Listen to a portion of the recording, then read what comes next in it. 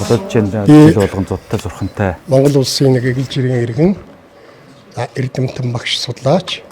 Тэгээ нэлээд олон жилийн өмнө монголчууд бид яагаад сэргэж хөгжил цэцгэлтийн доктортой тууштай замд орохгүй байна. Яагаад ингэ гундуу байна гэд энийг одоо засгцалруулах ямар арга зам байна гэсэн чинь ерөөсөө бид нэг зам илсэн байна. Чингис хааныхаа саглашгүй их үеийг Эрдэнэсийн саналуу ороод 20 гаруй жил судалгаа хийсэн.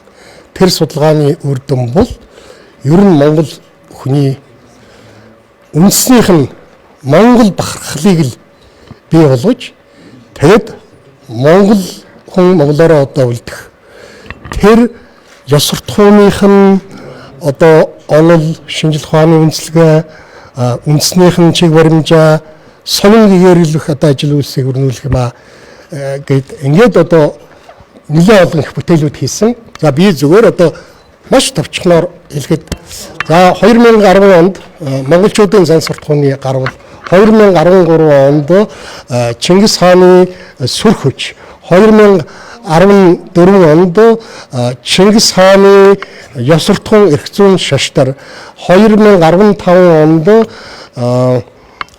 монголчуудын ёс суртахууны цагаан толгой 2016 онд хуулийн амин сүнс буюу Чингис хаан монголчууд 2020 онд монголчуудын ёс суртахуун сэргэн мандалт уналт ялзрал эргэн сэргээлт гэсэн ийм одоо бүтээлүүдийг гаргасан.